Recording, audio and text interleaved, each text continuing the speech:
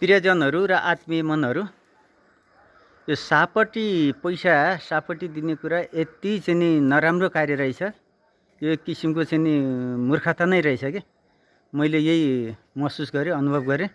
त्यस्तो धेरै चाहिँ नि सापोर्ट दिन अरूलाई त्यो पैसा त मसँग छँदा नि छैन, छँदा नि थिएन, अब नि हुँदैन होला। तर अब चाहिँ मसँग अलिकति कहिलेकाहीँ पैसा अलिकति गोजीमा 2-400 2-4 हजार भइहाल्यो भने पनि म त्यो सापोर्ट कसैलाई दिने छैन।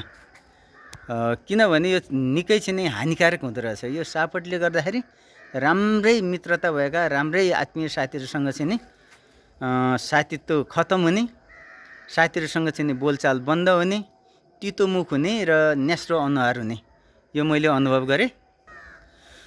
बरु कोही चाहिँ एकदमै राम्रो मान्छे, गरी खाने मान्छे, मेहनती मान्छे, अनुशासित मान्छे र सहयोगी भावना भएको, अनि चाहिँ नि त्यस्तो राम्रो मान्छे ठुलो चोट आपद विपदमा पर्यो भने सापटी होइन सहयोग नै गरिन्छ। तर जति सकिन्छ आफ्नो हैसियत आफ्नो क्षमता अनुसारको सहयोग गरिन्छ।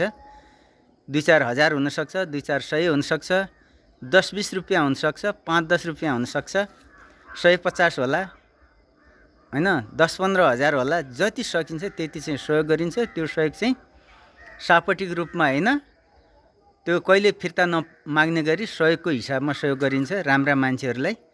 त्यही पनि अब कोही चाहिँ नि बदमासी चोरी गर्ने, अर्काको चाहिँ नि नराम्रो सोच्ने होइन, त्यस्तो खराब चरित्र भएका मान्छेहरूलाई त गरिँदैन। तर राम्रो सोच भएका मान्छेहरू समस्यामा पर्यो भने कहिले फिर्ता नगर्ने गरी सहयोग गरिन्छ, थोरै सके जति।